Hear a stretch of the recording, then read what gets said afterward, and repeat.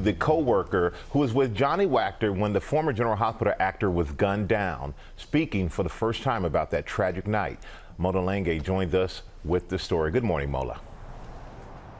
Well, good morning, Michael. Yeah, we spoke with Wactor's co-worker and good friend who was with him when he was shot and killed. Wactor basically dying in her arms as she recalls to us those harrowing moments. It all happened in an instant. All of my being just kind of like dropped to my ankles. Just days after the tragic shooting death of General Hospital star Johnny Wactor, his friend and co-worker Anita Joy, who was with him in those final moments, sitting down with GMA, recounting that harrowing night. This felt completely helpless. There's nothing in my knowledge that I could have done aside from like trying to give him support.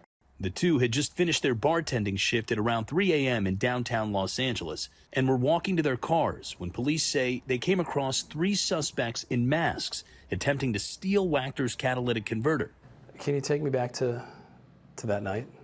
A man is down like on his knees putting a jack under the car, and he had the car halfway jacked up. And then we realized this is not tow people. He had a ski mask on, so we were just suddenly like, oh no, this is bad.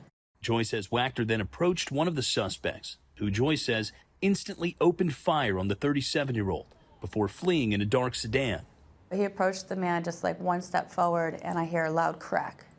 He just came flying backwards towards me. Johnny? Johnny did, yeah.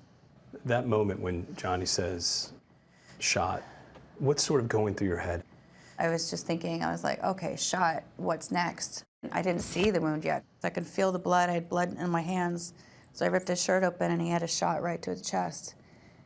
Joy says she screamed for help, and a nearby security guard called 911. Joy tying her jacket around Wactor to stop the bleeding, but it wasn't enough. I was just screaming at him, trying to tell him to stay with me and that I love him and, don't go. That was just all that could come out of me at that moment. Do you feel like you were losing him in those moments? Yeah. How do you guys want Johnny to be remembered? He was the guy to give you the shirt off his back. He was the guy to step in front of you if you're going to get shot. You could be friends with him for 10 minutes, you can be friends with him for 10 years, and it's almost the same energy that he would give you. And with the suspect still at large, nearly a week later, police now seeking the public's help in identifying those behind that senseless killing.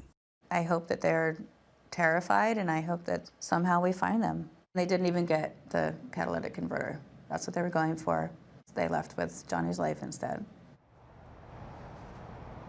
Anita telling us that she's hoping those suspects are ultimately caught and convicted. That manhunt now going on day 6. Still no arrests, no suspects. Of course, police are still investigating. And now, guys, they're asking for the public's help. Yeah, just an unnecessary tragedy there. Thank you so much for that, Mola.